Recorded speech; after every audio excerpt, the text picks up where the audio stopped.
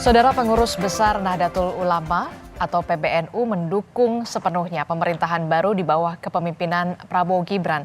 Nah, dengan adanya dukungan dari PBNU, akankah pemerintahan Prabowo Gibran ini makin kuat dan juga stabil? Pagi ini kita akan membahasnya dengan sejumlah narasumber yang hadir melalui sambungan Zoom. Di antaranya ada Sekjen PBNU Saifullah Yusuf atau yang biasa kita sapa dengan Gus Ipul. Assalamualaikum Gus Ipul. Waalaikumsalam, Mbak. Sehat Alhamdulillah. ya? Apa kabar? Baik. Baik, alhamdulillah sehat. Iya. Matur nuwun. Kemudian ada politisi dari PDI Perjuangan, ada Mas Ciko Hakim. Selamat pagi Mas Ciko. Pagi, Assalamualaikum semua, Gus Ipul, Mas Umam. Waalaikumsalam warahmatullahi wabarakatuh. Kemudian juga ada dosen ilmu politik Universitas Paramadina, ada Ahmad Khairul Umam. Mas Umam, selamat pagi.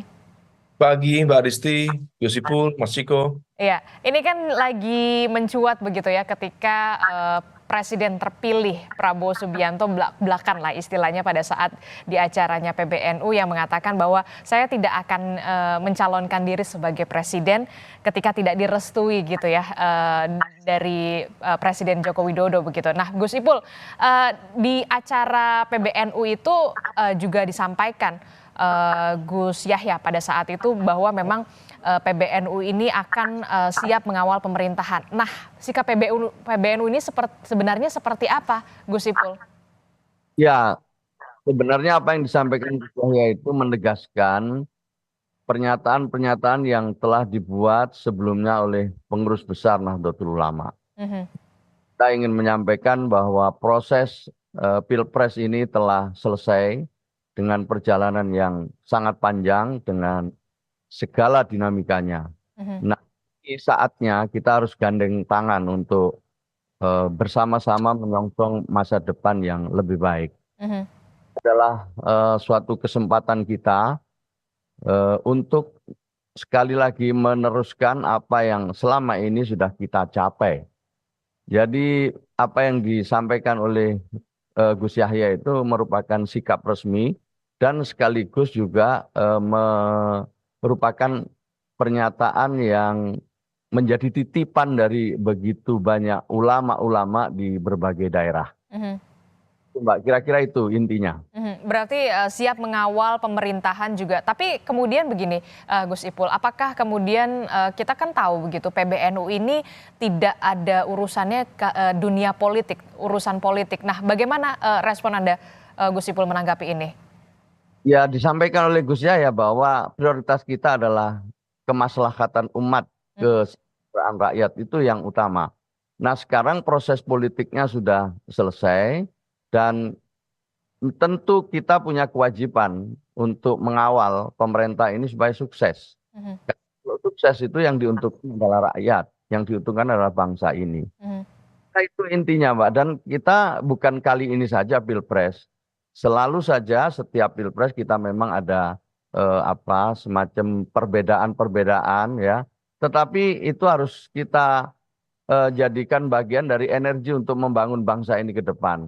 Dan kita kawal bersama-sama dengan cara masing-masing. Dan NU ingin membersamai pemerintah yang akan datang ini dengan ikut berpartisipasi mensukseskan program-program sesuai apa yang selama ini menjadi hikmatnya NU. Salah satu yang menjadi concern PBNU, program Prabowo Gibran? Ya, pendidikan, ya tentu kesehatan, itulah selama ini yang menjadi concernnya Nahdlatul Ulama. Dan juga pemberdayaan ekonomi umat atau masyarakat.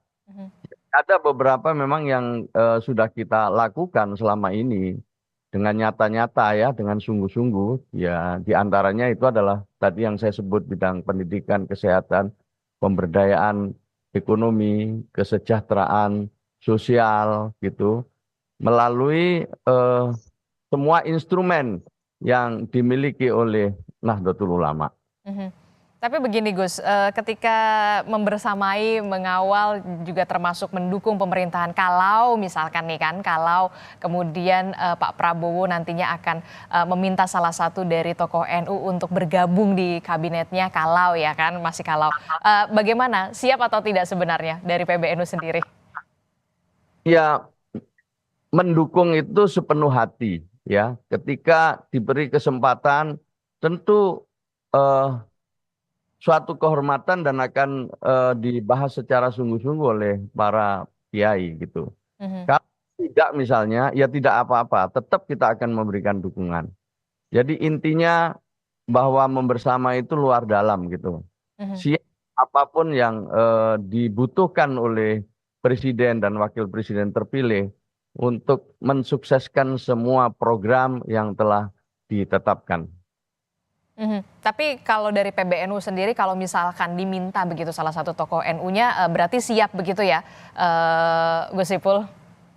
Sampai sekarang belum ada ya, belum ada semacam permintaan atau semacam diskusi-diskusi kecil. Mhm, Jadi pada itu isu utamanya adalah yang menjadi isu utama seperti yang disampaikan oleh Gus Yahya itu mhm, ya, bahwa apapun yang dikerjakan oleh pemerintah ini berkaitan langsung dengan urusan kesejahteraan rakyat. Itu memang jadi tugas dan kewajibannya. mhm, mhm, oke. Tanggung jawab pemerintah, misalnya. Membuat rumah sakit sesungguhnya adalah tanggung jawab pemerintah. Tetapi pemerintah tidak bisa sendirian. Maka itu NU membuat sekolah-sekolah, kemudian juga membuat rumah sakit dalam rangka untuk membantu pemerintah untuk melayani warganya. Mhm, itu kan tadi, PBNU mendukung, membersamai begitu. Nah, apakah kemudian juga, PBNU sendiri juga akan menjadi kontrol kemudian jika ada kebijakan yang kemudian dirasa tidak pas? Ya, tentu, tentu. Misalnya ada yang kurang pas disampaikan. Insya Allah kiai-kiai dalam rangka membersama itu diantaranya adalah memberikan nasihat-nasihat jika memang diperlukan. Mhm, oke. Saya ke Mas Ciko. Mas Ciko ini, saya melihat Anda pakai baju timnas begitu walaupun memang, belum belum belum menang begitu, tapi tetap harus menyemangati begitu Garuda di dadaku Ya tampaknya dong. Mas Ciko. Mas Ciko, ini bagaimana respon Anda PBNU, mendukung membersamai pemerintahan baru Prabowo Gibran. Dari PDI Perjuangan sendiri, responnya seperti apa? Kami tentunya menghormati apapun keputusan dari Nahdlatul Ulama. Mas Ciko, Kami, audionya? ya, Oke, silakan. sudah dengar? Oke, oke. Kami tentunya menghormati apa yang menjadi keputusan dari PBNU sebagai organisasi yang independen untuk menyikapi apa yang ke depan sebagai melihat pemerintahan yang akan datang apapun itu ya. Tapi kembali lagi saya ulangi, tentunya PDI Perjuangan sampai hari ini masih menunggu hasil gugatan kami. Tapi melampaui itu, tentunya kita harus bisa mempelajari terkait dengan Indonesia secara keseluruhan dan posisi Nahdlatul Ulama dan Nahdlatul Ulama itu menurut kami dan menurut saya pribadi it's not only an organization. Nahdlatul Ulama itu beyond sebuah organisasi. Nahdlatul Ulama is a way of life. Being a Nahdliyin itu artinya way of life-nya Nahdliyin. Begitu juga seperti Muhammadiyah, itu gerakan yang begitu besar dan saya rasa tidak bisa hanya porsikan sebagai sebuah organisasi. Kalau kita bicara terkait dengan kader-kader Nahdlatul Ulama itu ada di mana-mana. Jadi Nahdlatul Ulama dan Muhammadiyah ini kan mirip-mirip, tidak ada di mana-mana, tapi ada di mana-mana gitu. Dan memang karena mayoritas dari rakyat Indonesia yang Muslim ini terbagi dengan dua apa namanya istilahnya jalur keislaman lah, gerakan Islam gitu ya, Nahdlatul Ulama dan Muhammadiyah. Kita justru Indonesia itu banyak berutang budi pada keberadaan Nahdlatul Ulama dan kaum Nahdliyin. Dan kalau kita bicara dengan soal PDI Perjuangan sendiri, kita punya 100 kepala daerah yang punya latar belakang NU. Di caleg maupun anggota DPR kita sekarang ada Gus Fala, ada Fikri, ada yang kemarin juga nyalek juga banyak sekali dari Nahdlatul Ulama. Bahkan di pemilu yang lalu, bukan yang kemarin ini, 5 tahun lalu telah dilakukan survei di mana surveinya mayoritas dari pemilih Nahdlatul Ulama itu memilih PDI Perjuangan. Lalu nomor 2-nya PKB itu. Ada beberapa survei yang menyatakan. Jadi Nahdlatul Ulama ini sebagai sesuatu hal yang tidak sekedar organisasi ya, tapi juga gaya hidup, juga kader-kadernya yang mumpuni bisa berada di mana saja dan suatu hal yang cukup biasa bila siapapun pemenang dari Pilpres atau pemenang pemilu ataupun organisasi manapun, partai politik manapun menginginkan kader-kader Nahdien yang memang mumpuni dan kita ketahui sangat NKRI, menghargai Bhinneka Tunggal Ika dan selalu menjaga persatuan di Indonesia ini itu berada di dalam partai-partai maupun organisasi-organisasi lain yang ada.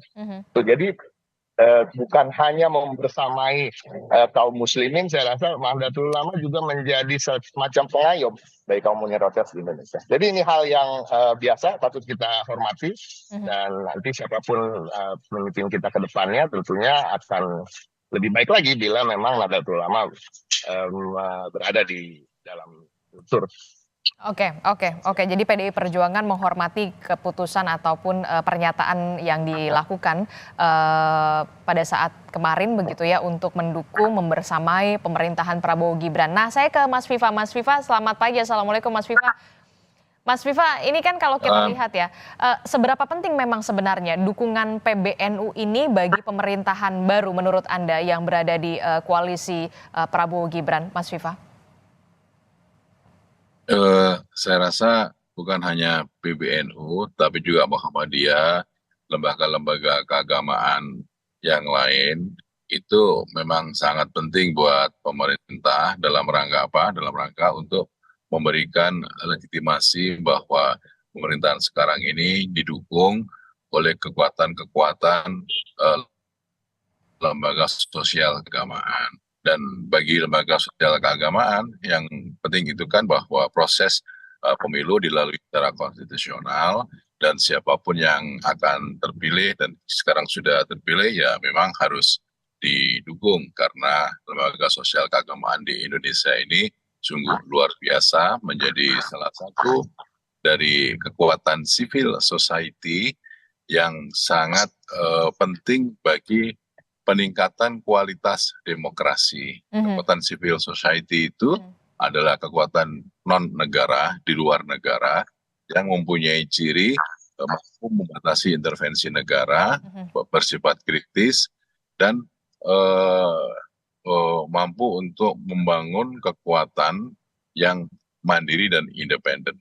Jadi kalau kemudian beberapa asosiasi atau lembaga-lembaga sosial keagamaan, kemasyarakatan itu mendukung, saya rasa proses untuk percepatan pertumbuhan ekonomi, kemudian konsolidasi demokrasi itu akan bisa berjalan dengan efektif dan efisien, sehingga proses untuk pengembangan mewujudkan kemajuan bangsa, mewujudkan keadilan sosial itu bisa cepat dengan terpenuhi, dan ini menjadi kunci karena hal-hal yang bersifat substantif sudah dilalui dan sekarang kekuatan dari non-negara itu juga turut membantu dalam proses untuk membangun peradaban Indonesia. Dan kondisi seperti ini sangat bagus sekali karena pemerintah bisa fokus dengan tugas dan pekerjaannya, kemudian kekuatan-kekuatan di luar negara termasuk lembaga sosial keagamaan juga fokus untuk membina umat, untuk pengembangan kekuatan ekonomi kerakyatan, saling sinergis, saling mutualisme, simbiosis mutualisme, dan masing-masing sesuai dengan tugas pokok dan fungsinya. Saya rasa kalau hal itu terjadi, maka proses untuk peningkatan keadilan sosial, untuk mewujudkan kemakmuran itu akan bisa on the track. Gitu. Oke. Nah, berarti itu artinya dukungan PBNU bagi pemerintahan baru ini seluruhnya direspon positif ya dari koalisi Prabowo Gibran? Ya, sangat positif sekali karena ini menunjukkan bahwa pengembangan demokrasi bisa berjalan dengan baik dan pemerintahan yang akan terbentuk itu didukung oleh kekuatan-kekuatan lembaga sosial keagamaan, kekuatan non-negara. Dan itu jadi sebuah kunci pengembangan terhadap proses demokrasi bisa berjalan dengan baik, konsolidasi demokrasi dapat lebih meningkat, dan tugas pokok pemerintah untuk membangun kesejahteraan sosial, keadilan sosial sesuai dengan tugas dan kewenangannya menurut konstitusi dan peraturan perundang-undangan bisa berjalan dengan baik, efektif, dan efisien. Oke, direspon positif oleh partai politik koalisi Prabowo Gibran. Tapi begini, dukungan membersamai dari PBNU untuk ke pemerintahan baru dalam hal ini adalah Prabowo Gibran. Apakah nanti akan ada pembicaraan selanjutnya dari koalisi partai politik, entah kemudian merangkul juga tokoh NU untuk bersama-sama menjalankan pemerintahan Prabowo Gibran nantinya, dalam hal ini mungkin di kabinet atau seperti apa? Apakah ada informasi soal itu, Mas Viva? Kami belum mendengar dan belum mengetahui soal itu, tapi saya rasa dengan adanya dukungan dari PBNU, dari lembaga-lembaga sosial keagamaan, dari lembaga-lembaga masyarakat yang lain, itu menunjukkan bahwa pemerintahan yang hasil produk dari demokrasi konstitusional itu diterima, dan proses untuk peningkatan legitimasi politik juga menjadi sangat baik, sehingga ini sangat bagus buat demokrasi. Kalau kemudian soal alokasi, komposisi, posisi kekuasaan itu, kami tidak masuk pada wilayah itu, kami serahkan kepada hak prerogatif Presiden. Oke, hak prerogatif Presiden soal bagaimana power sharing nantinya akan seperti apa begitu? Apakah nantinya juga akan ikut merangkul organisasi besar, salah satunya adalah PBNU. Nah, saya ke Mas Umam. Mas Umam, pertanyaan saya kemudian begini, seberapa berpengaruhkah peran Nahdlatul Ulama untuk nantinya pemerintahan Prabowo Gibran mendatang begitu, Mas Umam? Iya, kalau misal bicara tentang pengaruh tentu sangat berpengaruh, apalagi Nahdlatul Ulama adalah salah satu ormas keislaman terbesar di Indonesia. Maka dukungan dari PBNU dalam konteks ini adalah sebuah dukungan sekaligus bentuk keberpihakan, terutama pemerintahan baru terhadap komitmen ideologis terhadap dalam konteks kekuatan Islam moderat di Indonesia. Nah, kalau misal kita merujuk misalnya pada statement dari Profesor Martin van Busen misalnya, di Indonesia itu ada dua sayap kekuatan Islam moderat terbesar, salah satunya adalah Nahdlatul Ulama dan Muhammadiyah. Nah, kalau misal kemudian ada salah satu yang diberdayakan, maka akan jauh lebih baik kalau kedua-duanya juga diberdayakan. Ini bukan soal kalkulasi politik praktis, tetapi juga tadi dalam upaya untuk menghadirkan stabilitas politik pemerintahan dan sebagai bentuk komitmen terhadap peneguhan Islam moderat dalam konteks politik dan demokrasi di Indonesia. Meskipun Mbak Adisti, dalam konteks politik praktisnya, rasa-rasanya juga ada kalkulasinya. Karena bagaimanapun juga memang dari sisi historis, Hitlah Nahdlatul Ulama itu memang mengamanahkan pada konteks netralitas PBNU secara jam'iyah. Tapi secara jamaah itu menjadi sebuah hak prerogatif dalam tanda kutip bagi masing-masing Nahdliyin. Itulah yang kenapa terjadi sejumlah pimpinan di PBNU, mohon maaf misalnya termasuk Gus Ipul menjadi bagian dari tim yang sangat aktif kemarin dalam proses pemilu, terutama terkait dengan Pilpres.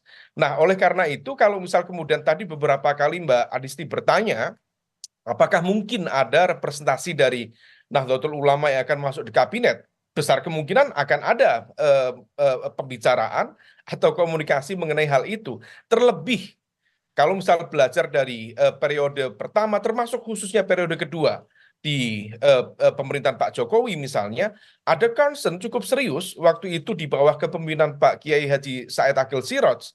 Meskipun Pak Kiai Ma'ruf Amin menjadi wakil presiden, tapi dalam kalkulasi kabinet PBNU merasa tidak terakomodir. Terutama ketika posisi Menteri Agama waktu itu ternyata diserahkan pada figur yang di luar radar dan berasal dari latar belakang militer misalnya. Nah, ini yang tampaknya diakui atau tidak akan ada kalkulasi itu, akan ada pembicaraan itu, bahkan ini mohon maaf agak sensitif, bahkan hal itu juga memiliki kaitan misalnya terkait dengan bagaimana positioning dan juga komunikasi antara PBNU dengan mesin politik NU. Dalam konteks ini di atas kertas adalah PKB. Diakui atau tidak, memang sedang ada situasi yang belum baik-baik saja antara PBNU dengan PKB, maka representasi kalaupun PKB nanti masuk di pemerintahan Prabowo Gibran, maka statusnya itu masbuk. Adapun kemudian yang dari para elit di PBNU itu statusnya menjadi jamaah yang memang sudah dari awal ikut dalam barisan.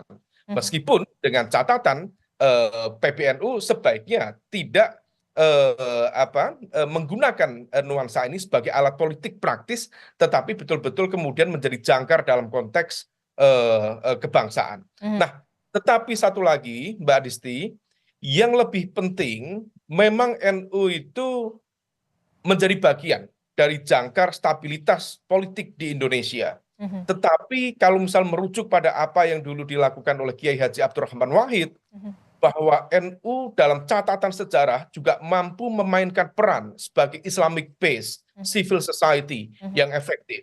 Nah, oleh karena itu, meskipun misal nanti Gus Ipul menjadi menteri apa misalnya, maka jangan juga PBNU melepaskan peran sebagai Islamic Based Civil Society yang juga memberikan saran, masukan, bahkan juga kritik, sehingga kemudian ada inovasi-inovasi kebijakan sekaligus ini dalam konteks kerangka besar politik kebangsaan, sehingga ada titik equilibrium atau titik keseimbangan yang kemudian bisa tercipta dalam ke depan. Silakan masuk. Oke, inilah yang kemudian tidak bisa kita tutupi juga begitu, bahwa memang tokoh NU ini punya punya kekuatan yang sangat berpengaruh begitu juga, dalam hal ini juga PBNU begitu, berpengaruh terhadap perpolitikan Indonesia. Nah, Gus Ipul, izin, kalau tadi sudah dikatakan oleh Mas Umam ada kalkulasinya, kalau misalkan kemudian Gus Ipul atau tokoh yang lain kemudian masuk ke pemerintahan, sudah siapkah atau bagaimana nantinya akan ada pembicaraan dengan PBNU? Jangan dijawab dulu Gus Ipul, tetaplah bersama kami, usai jeda dijawabnya bersama kami di Sapa Indonesia Pagi.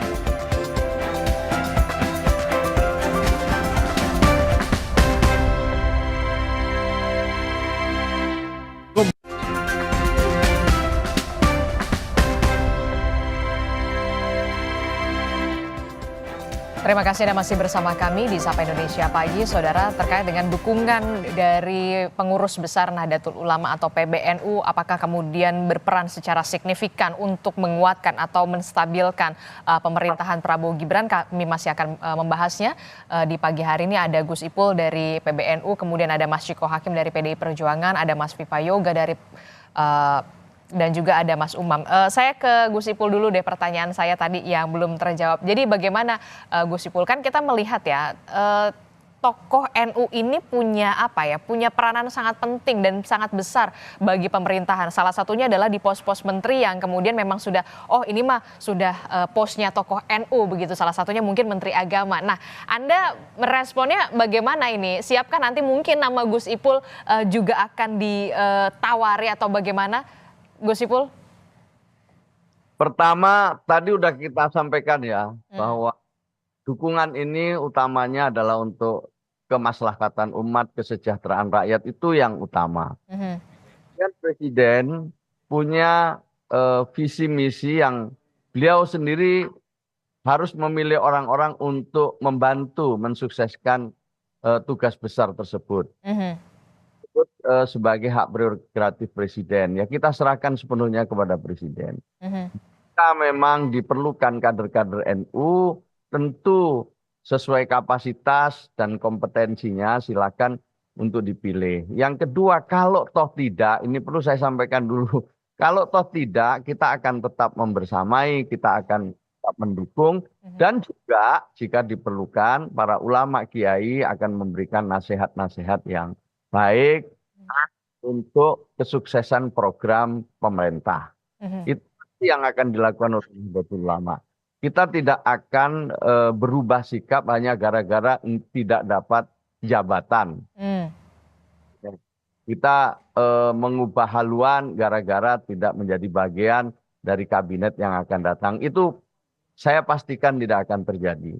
Yang sikap dari Nahdlatul Ulama adalah bahwa semua yang dilakukan itu ada dasar agamanya. Semua itu hanya atas dasar kepentingan-kepentingan politik. Ketika Gus Yahya menyampaikan bahwa kita ingin membersamai Pak Prabowo, itu tentu ada dasar-dasar yang melatar belakangi yang mengharuskan kita mengawal pemerintah ini biar sukses. Suksesnya presiden itu yang mendapatkan manfaat adalah rakyat. Itu paling penting, Mbak. Nah, sekali lagi soal kabinet kita serahkan saja dan kita tidak perlu berandai-andai. Apalagi ya harus jauh dari berandai-andai. Oke, tapi kalau misalkan ditawari atau dirangkul begitu ya untuk masuk ke dalam kabinet begitu tokoh-tokoh NU siap saja. Tapi kalau memang tidak ya tetap mendukung ya, membersamai begitu ya. Tapi alangkah baiknya begitu ketika all out itu akan berada di kabinet, Gus Ipul. Begini, jadi ketika misalnya ada kader di PBNU atau di kalangan Nahdlatul Ulama, umumnya itu pasti meminta nasihat pada ketua umum, itu pastinya begitu.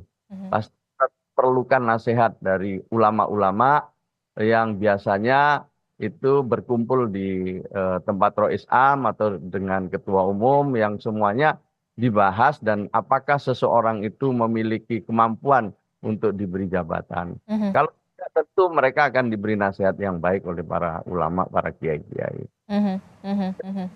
Akan mendapat nasihat lebih dulu dari para ulama dan juga kiai. Nah, Gus Ipul, ini kan kalau kita lihat ya PKB dan juga PBNU memang tidak bisa dipisahkan. Tadi sempat disinggung juga sama Mas Umam. Benar nggak sih sedang tidak baik-baik saja begitu hubungan PKB dan juga Nasdem, khususnya Gus Ipul sama Muhaimin Iskandar, Gus Imin? Ya, yang pertama bahwa di dalam berpolitik, NU sebagai lembaga itu sudah punya pedoman cukup jelas. Ya. Ada pedoman-pedomannya seberapa jauh kita boleh ikut dalam kegiatan politik praktis. Itu sudah ada pedomannya. Tidak boleh membawa lembaga. Tapi kalau atas nama pribadi, misalnya saya pribadi itu diperbolehkan. Tidak boleh atas nama organisasi. Ada pedomannya cukup jelas gitu. Dan tahu sampai seberapa jauh kita melakukan aktivitas politik yang diperbolehkan sebagai pengurus Nahdlatul Ulama. Itu cukup jelas. Yang kedua, dengan PKB. Kita semua tahu bahwa PKB yang mendirikan adalah Nahdlatul Ulama. Dan tentu sebagai partai yang didirikan oleh NU, secara moral, Nahdlatul Ulama punya kewajiban untuk menjaga, untuk mengawal, untuk memberikan nasihat agar PKB itu masih dalam garis-garis perjuangan Nahdlatul Ulama. Karena itu sepanjang sejarah pengurus Nahdlatul Ulama tidak pernah mengganggu PKB. Juga tidak pernah mengganggu PKB, pengurus-pengurus NU banyak yang keluarganya itu menjadi pengurus PKB maupun juga ikut pencalekan di dalam pilihan legislatif kemarin. Saya perlu tegaskan ini karena Gus Yahya misalnya itu termasuk bagian dari pendiri PKB juga. Ya, nggak berjuang untuk PKB karena banyak atau adik-adiknya Gus Yahya juga banyak yang nyalek di PKB, masuk adik saya. Tidak ada masalah dalam hal ini. Yang ada masalah itu adalah soal pencalonan presiden. Kenapa? Karena dalam soal pencalonan presiden ini tidak ada komunikasi, tidak ada penjelasan, dan bahkan mungkin sebenarnya PKB harusnya memberikan penjelasan kepada Rois Am dan Ketua Umum tentang langkah-langkah yang strategis untuk memilih presiden dan wakil presiden. Ini saya sedikit mundur aja, sedikit biar clear masalahnya. Oke. Tidak ada komunikasi, itu aja sebenarnya. Jadi tidak ada komunikasi pada saat pencalonan begitu ya, pencalonan presiden dan wakil presiden begitu dari PKB kepada NU. Ya seharusnya sebagai partai yang didirikan oleh NU ya ketika mengambil langkah-langkah yang strategis, apalagi dalam rangka kaitannya dengan pilihan presiden, seharusnya melakukan komunikasi dan minta nasihat. Karena Nahdlatul Ulama khususnya Rois Am dan Ketua Umum memberikan penjelasan sehingga paham apa yang dimaksud dengan koalisi yang dibangun oleh PKB waktu itu. Apa berkoalisi dan kenapa harus mencalonkan seseorang yang telah diyakini oleh PKB untuk menjadi calon presiden. Banyak kemudian orang-orang itu yang bertanya, dalam tanda kutip sebagian besar diantaranya adalah bingung, karena tidak bisa memberikan karena tidak bisa memahami dengan baik. Oke. Ulama-ulama pengurus NU sendiri juga kebingungan karena tidak bisa menjelaskan juga apa yang melatar belakangi pencalonan tersebut. Oke, baik. Saya ke Mas Umam. Mas Umam, kalau kita lihat begitu kan tadi Anda menyebut ada kalkulasinya pasti begitu karena memang tokoh NU ini memang representatif begitu, ada beberapa pos-pos dalam kabinet yang diisi oleh tokoh NU. Anda melihat nantinya akan ada tokoh NU yang menempati pos-pos tertentu di kabinet dari Prabowo Gibran mendatang? Walaupun memang menurut Mas Viva sampai saat ini belum ada ya pembahasan soal itu. Ya, besar kemungkinan ada, Mbak. Karena bagaimanapun juga politik akomodasi itu bukan hanya kemudian memasukkan representasi partai politik.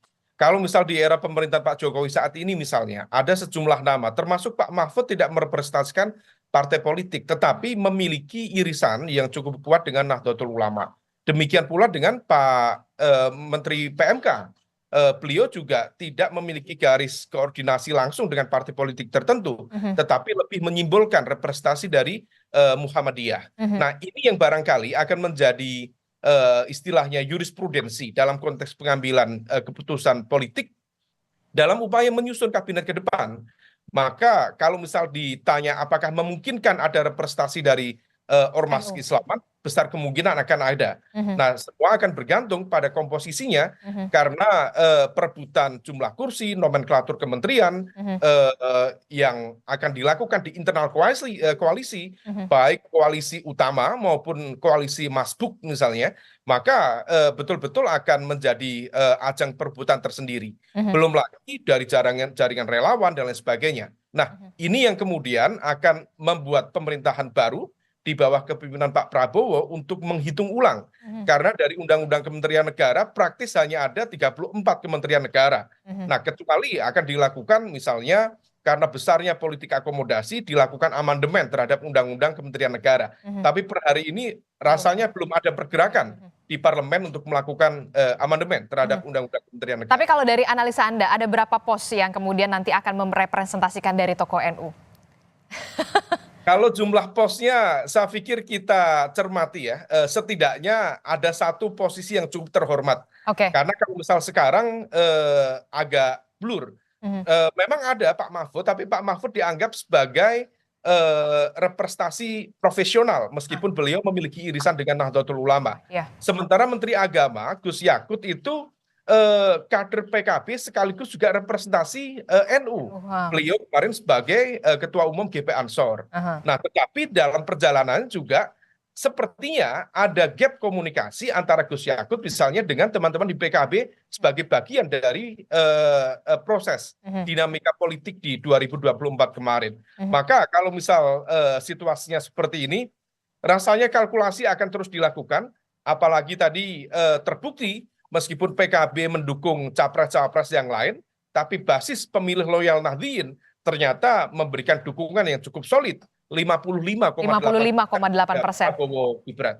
Dan itu membuktikan memang basis loyalnya dari NU ini memang memilih Prabowo Gibran, begitu ya? Betul sekali. Oke, kalau tadi kita sudah melihat Mas Ciko, PBNU sudah mendukung, membersamai pemerintahan Prabowo Gibran. Nah, pertanyaan saya selanjutnya, kalau PDI Perjuangan sendiri seperti apa? Benarkah nanti akan diumumkan di Rakernas? Belum tentu. Pertama, kami masih menunggu hasil gugatan kami di PT UN. Tentunya kalau terkait dengan koalisi-koalisian untuk pemerintahan yang akan datang, ini masih banyak tahapan yang harus kami lalui. Salah satunya Rakernas juga. Dan pada akhirnya tentunya sebagai sebuah kebijakan yang strategis di PDI Perjuangan itu menjadi hak prerogatif dari Ketua Umum. Tapi we are not in any hurry. Kita tidak dalam posisi yang terburu-buru. Kita harus banyak berpikir, kita harus banyak mempertimbangkan banyak hal yang juga harus diselesaikan oleh kader-kader kami yang masih berada dalam pemerintahan, khususnya terkait dengan permasalahan bangsa ini. Jadi masih banyak waktu untuk memikirkan pemerintahan yang akan datang. Tapi saya ingin tergelitik untuk berkomentar sedikit gitu. Sebenarnya kan top ini tidak perlu dibahas karena apapun yang terjadi, siapapun pemerintahannya, kader Nahdlatul Ulama maupun seperti juga kader kader Muhammadiyah ini akan selalu berada di kabinet. Nah itulah curangnya tanda kutip ya, Nahdlatul Ulama dan Muhammadiyah gitu misalnya, ya kan. Nah, mereka yang saya bilang itu tidak ada di mana-mana, tapi semua kadernya ada di semua partai politik gitu, dan semuanya mumpuni. Nah ini suatu hal yang juga suatu hal yang baik untuk Indonesia, karena kedua organisasi ini saya selalu ulangi dan terus menerus bahwa organisasi Islam terbesar, nomor udah nggak nomor satu lagi kalau nggak salah Nahdlatul Ulama, makanya di Pakistan atau di mana, atau masih ya nomor satu ya, organisasi Islam terbesar di dunia, dan Muhammadiyah juga organisasi Islam terbesar nomor dua di dunia, dan yang mengayomi bangsa dan tanpa mengenal suku, ras, dan agama. Dan harapan kita ke depan tentunya memang kedua organisasi ini dan para kadernya akan terus membangun kita bersama. Baik itu di pemerintahan maupun di oposisi, pasti ada kadernya. Pasti akan ada kadernya ya, tambah kuat begitulah ya, karena di mana-mana pasti ada tokoh NU di sana, begitu kan, dari Sabang sampai Merauke. Terakhir Mas Viva, menjadi pertimbangan pastinya tokoh NU berada di kabinet. Mas Viva? Ya, saya rasa itu taken for granted siapapun presiden terpilihnya, karena NU adalah lembaga sosial keagamaan yang besar, memiliki struktur organisasi dari Sabang sampai Merauke, memiliki basis massa jamaah tradisional yang ratusan ribu jutaan mungkin ya, dan ini menjadi kekuatan tersendiri dalam proses untuk pengembangan umat dan peningkatan keadilan sosial bagi bangsa. Jadi kalau kemudian PBNU masuk di struktur kekuasaan, begitu juga dengan Muhammadiyah dan lembaga-lembaga sosial keagamaan yang lain yang akan menjadi faktor penting bagi proses stabilitas politik nasional. Kalau itu yang menjadi hal dan target pokok dari pemerintah terpilih, itu saya rasa yang wajar dan menjadi bagian yang taken for granted dalam proses untuk membangun masyarakat, bangsa, negara. Intinya bahwa lembaga-lembaga sosial keagamaan seperti NU, Muhammadiyah, Persis, Al-Wasliyah, dan lembaga sosial keagamaan yang lainnya itu adalah sesuatu yang hadir di masyarakat. Mereka memiliki akar yang kuat di masyarakat, terutama akar keagamaan, dan menjadi faktor stabilitas politik yang sangat penting bagi keamanan nasional. Hal-hal seperti itu menjadi faktor yang sangat determinan dalam proses untuk akomodasi politik kekuasaan. Tapi semuanya kami serahkan kepada Presiden Prabowo. Oke, baik. Terakhir Gus Ipul, kalau tadi kata Mas Ciko kan mau siapapun presidennya, pemerintah pasti PBNU berada di pemerintahan dan selalu mendukung pemerintahan, termasuk juga tokoh-tokoh NU yang kemudian representasi dari NU berada di kabinet begitu. Nah, komitmennya nanti terakhir PBNU kepada pemerintah, Gus Ipul. Ya, memang kalau hasil survei ya, semua kita warga NU tersebar di berbagai partai politik. Bahkan juga cukup banyak yang di PDI Perjuangan, banyak juga di partai lain, di Golkar, dan juga di Partai Amanat Nasional juga akhir-akhir mendapatkan dukungan dari beberapa tokoh NU secara nyata. Jadi hampir nyata ya. Tetapi dalam urusan Pilpres memang NU itu juga mengikuti, mencermati ya. Mereka juga mendapatkan penjelasan-penjelasan dari banyak ulama di daerah-daerah. Nah, jadi intinya tentu perbedaan yang ada di lingkungan NU itu biasanya sudah yang tidak terpisahkan dari perjalanan Nahdlatul Ulama ya. Soal traweh saja misalnya ada perbedaan di lingkungan kiai, tetapi as-sawadul a'dham, mayoritas ulama itu berpendapat bahwa traweh itu ada ya gitu. Jadi ada juga yang berpendapat lain, tapi mayoritas seperti itu. Nah, sekarang ini yang penting buat kita warga Nahdlatul Ulama ingin supaya pemerintah segera bekerja dan sambil menghargai kritik-kritik, sambil menghargai pendapat-pendapat yang berbeda. Yang itu bisa jadi energi juga untuk kita. Oke. Setelah Pilpres ini kita fokus bekerja untuk memajukan Indonesia, mensejahterakan rakyat.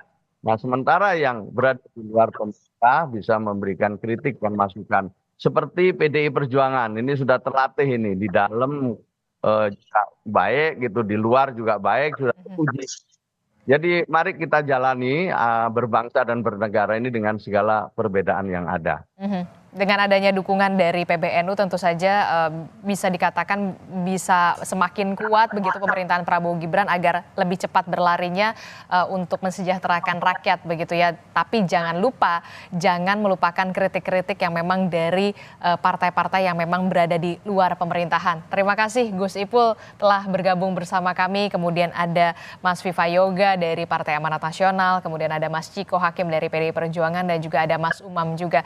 Terima kasih Bapak-bapak, sehat selalu. Assalamualaikum, selamat pagi.